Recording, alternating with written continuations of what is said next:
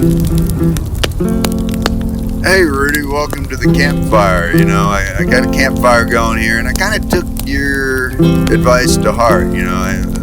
What type of wood was I got? Some Heartlighter wood, so I got a good pile of it. I think it's going to be a good campfire. Welcome, glad to have you here. Hey, thanks. It's always good to be here. The fire's a little smoky. It looks like you got that pile of that Melaleuca. Rudy, and what I wanted to talk to you about today is, the art of being a park ranger. And a lot of people think, being a park ranger, you just go in and you kind of surround the trees. And you tell people to back away from the trees. Ma'am, you're getting too close to the roots. Or that you're hugging the trees all the time. And I think there's kind of a misunderstanding of what you do as a park ranger. And, what do you do? An interpretive ranger, there's whether you're working at a county level, the state level, the federal level, a park ranger is kind of manning the VC, the visitor center, that's shop talk, VC for the visitor center. And, maybe you could run through the day in the life of what an interpretive ranger does. The kind of the essentials. Yeah, I'll tell you what, it comes at you from a different perspective. I mean, you get a different set of challenges. I mean, people do think it's all, fun and games and easy, but in fact, it can be very challenging. In fact, you get the same questions over and over. Sometimes you get questions that are ridiculous. Sometimes you get people who are antagonistic. You get some people who they don't like the park service, or they don't. We're also called upon to do if there's an emergency or something like that. Sometimes you're Johnny on the spot. You have to be prepared. I'm really glad to have you here to talk about this topic. We could have spoken about this years ago, but you would have been still in it. And I think the fact that you kind of moved on to a different job kind of gives you some perspective looking back that, hey, this is what really resonated, and here's some things that really come to mind, And so how is it looking back on that? Is there good memories, mixed memories, nostalgia? What's kind of the one feeling that just jumps out at you? Well, the thing I miss about it is I miss being in the outdoors. I miss being around people who love the outdoors and loved the Big Cypress swamp, or who came, from all over the world to see it. I mean, and as an interpretive ranger, you're really that conduit. It's the job description. You are interpreting that resource and that ecosystem. You can make it or break it for them, Yeah, absolutely. Absolutely. It's like I never wanted anybody to have I wanted people to understand the place, to connect with it. And they're the ones that connect with it. We just facilitate that. And I really loved that part of the job. What I don't miss is, as an interpretive ranger, your work holidays, weekends. I don't think I worked I didn't have a Thanksgiving off, for example, for 10 years. That's interesting. That's interesting. I think, being a ranger, it's kind of in your blood. Even, and I don't say that like a pathogen, that you have some pathogen in your blood that we have to try to cure. No, I think it's kind of, that's your cut of cloth. And once you're brought up and get experience in that, it just becomes a part of who you are. So being an interpretive ranger, how did it influence your life outside of the ring? And I'm not saying here that, like a prize fighter, that when you were a ranger, you were in there and you were, in the ring, but you know what I'm saying. How did it kind of bleed over? And again, here comes the blood analogy, and I don't mean it that way, but how did it influence who you are as a person, or inform as you are as a person? It made me a much more social person.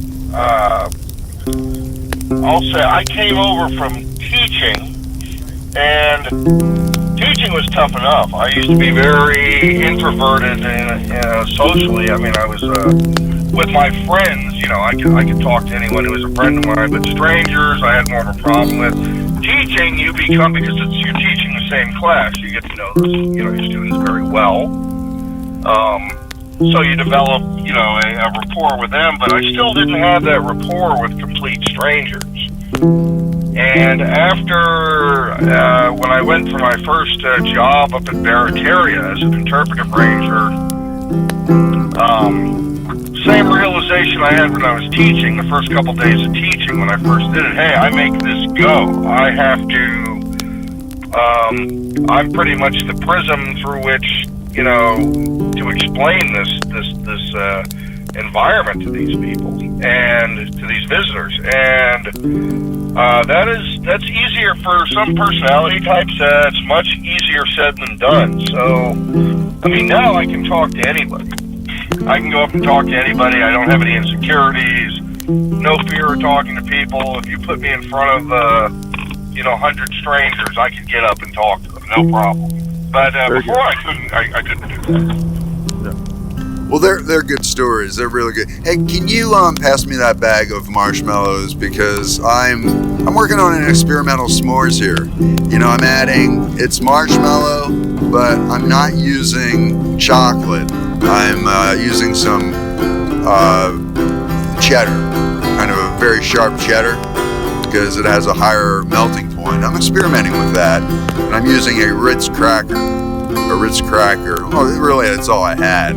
I didn't have the proper supply. Sometimes you go in. I got the heart lighter wood, So yeah, these are good stories. Is there any? What jumps out?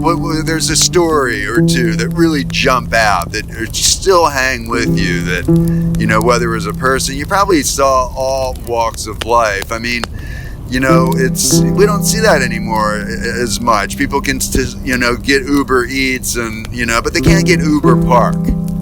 They have to go out to the park to experience it, and you just probably see all walks of life, right? Oh, let me think. There have been so many experiences that are like that at Big Cypress. Oh, because I have a few stories like that. Oh, I remember. Oh, wow, was it? It was. We went to. I call it, in my memory, and this is just one story. I call it the Lord of the Rings hike because of we did a photo. I still have the photo, it's on my Facebook. But I'm a tall fellow. I have a long, I had a big breezer, and I carried this long staff when I went out there. We went out to the big trees, and when we took the photo, there was a guy with a great big beard. He was kind of short, looked like a dwarf. Another guy kind of looked like an elf, he and his wife. But beyond that, it's what that group did when we went all the way out there. We came up on a snake, and it's a rattlesnake that looked like it had been mangled. It was still moving. And I was explaining, I was telling them that it's a rattlesnake, but I'm not sure what killed it. I stepped on an alligator. It wasn't a very large alligator, and it was out in the prairie, but it was there. I thought it was a rock. It skedaddled quickly, but it startled everybody. And I remember when we got out to the big trees, there are gator holes out there, and we were feeling adventurous, and we went down to a deeper hole. Didn't know there was a gator there, and I asked the guy next to me, who looked like a dwarf, hey, you got a pair of polarized sunglasses? I was in the front. So I'm up to my chest, and then he's right next to me, and we see a tail down there. And this tail, it's a gator tail. The tail was 6 feet long, so there was a very large alligator down there. So I said, hey, that's a big tail. That's not a log, so let's back up. Well, all of a sudden, that tail moves, and it dusted up, and, suddenly it's just the gator hole's engulfed in mud, and it's suddenly opaque, and I felt something slide across my ankles. Put a little bit of a chill down my spine, but we backed out real slow.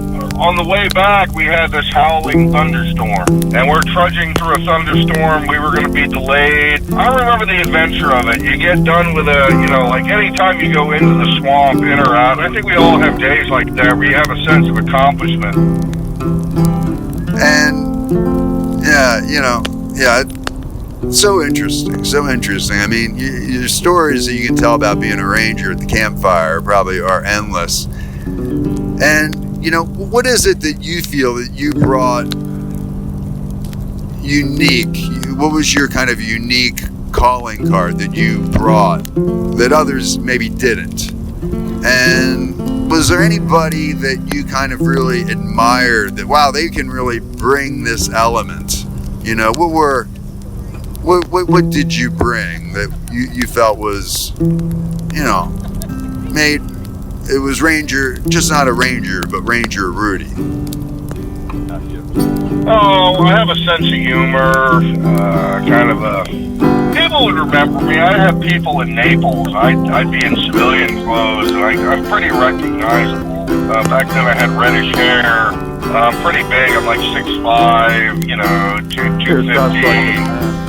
Yeah, and my personality, I have a very approachable personality, and it was, sometimes it was a little, I didn't mind it, but people would come up to me, hey, you're it's Ranger Rudi from Big Cypress, people would remember, probably because, and I could talk to people for hours about, the war, about the hydrology, about the, I think your s'more is melting. What do you got on there? It looks like cheese. You don't put cheese on a s'more. Yeah, well, it's experimental. Hey, try one. It's not bad. Yeah.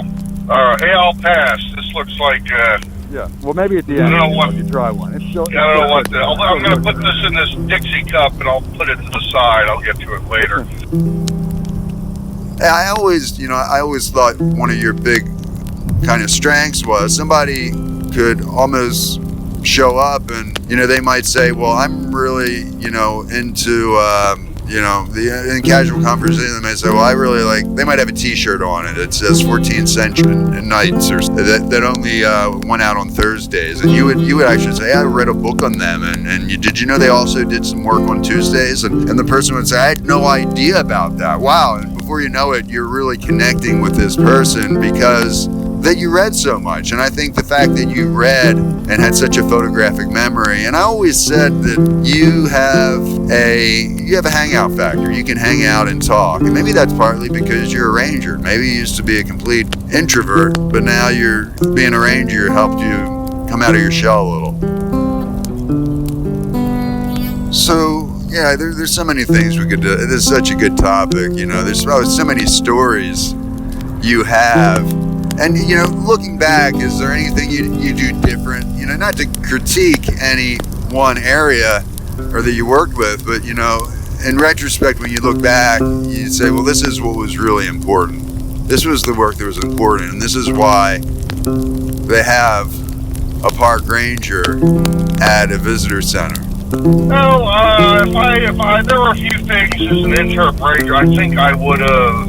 you have to pick your battles. I think there were things I would have fought for as far as, there are certain underserved communities in the swamp, and I think in the Big Cypress country, and I think their stories need to be told. Sometimes I simply deferred, I just said, okay, well, maybe I'm not, I'll put that on the back burner. I don't, maybe it's not a priority now, and I really should have fought for those things. But I think if I had been hungry to move up, I could have, and that's something. In some ways, I think that's what I should have done. Let me throw on another piece of heart lighter wood. It's our last piece. We could talk all day about, all night, as they say, all night. You notice that every people say they say 24 hours in a day, but the day is, a good portion of it's night. Why they say, 16 hours in a day. Really, there's 8 hours in a day that you functionally do work. And there's not 24 hours in a day. But nobody says, 24 hours in a night. Doesn't make sense. So, you think about this stuff around the campfire. And really good to have you here talking about rangering, interpretive rangering. And so what would be your dream job if you could be an interpretive ranger anywhere?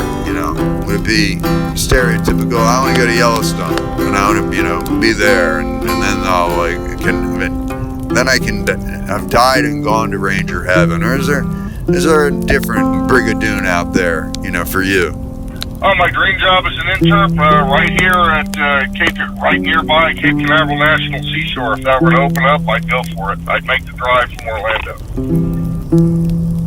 Well, thanks so much, Rudi. I mean, it's just good having you by the campfire, talking about this stuff. And really, we got our start together at a campfire. We were at a campfire, and you showed up, and we got to talk. And before you know, we hatched a scheme to do a campfire talk. We did the campfire talk. The campfire talk led to a book, and then the book led to a trilogy. And now we're kind of doing these remote campfires. We're bringing the campfire to the people.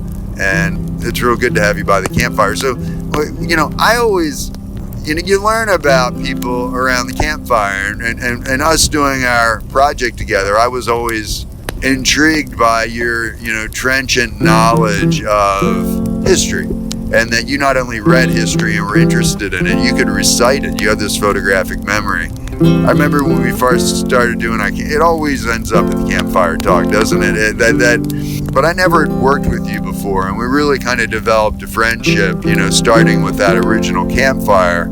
And I was really impressed by the way you were able to just engage on a deep level, and always were in for, yeah, let's do that. Here's how it would go. You're kind of an idea guy, and you're ready to run with ideas and extend ideas. How about, what's the thing that maybe anything jump off, when we were working together that I didn't know, that's interesting about Bob.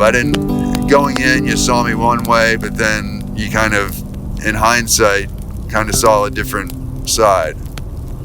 Yeah. I mean, I should have actually, a priori, I should have mentioned the unforgettable part was probably our campfire talks, but I'm kind of separating one thing from another. I was speaking in the very general.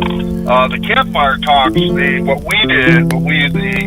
campfires, the 2 seasons we put together were like nothing else. I mean, that was actually when I was almost, I think I was at my most creative. But what surprised me about you, that I didn't know about you, is like as far as because you have to have a little bit of showmanship to put together a production like that. In which, if you remember, sometimes it was exhausting. But you were able to improvise, stop on a dime. We had a couple, and we should probably talk about this in another program. Where you could stop on a dime. We had to improvise very quickly. We had some weird situations happen more than once. There were times when sometimes I could come up with a solution quickly, and you were on the same wavelength. Sometimes I was totally flustered and didn't know what to do, and just kind of lost my cool. And you were able to smooth things over, and you have that ability to talk to people, and also kind of that little bit of that leadership. It's like you knew exactly what needed to be done. It was a really quality campfire tonight. I mean, you usually put together a quality campfire, but I don't know what it is with the wood. I mean, it was a little smoky at first, but, this has settled down nicely. It's, you selected a good spot. Really, I like this the pine needles here on the bottom. It smells real nice. Yeah, good job. I like it. Yeah, well, that's what the campfire's all about. I think we gather around the campfire, and we kind of, that relaxation reflex kicks in, and we kind of get down to getting to know better who we are and who each other is. And I think that happened with us at the campfire, and I think we extend it, with these new campfires. So thanks so much for being here, Rudi. We'll just, grab me another marshmallow. Yeah, these things are better. Saltine with a little bit of, not everybody will like it, but I do like it. I think I'd throw a piece of salami on there too, Yeah, let me take a. Yeah, I think this needs. Yeah, keep experimenting. So we'll talk to you. Just let the fire play out here, and we'll do this again.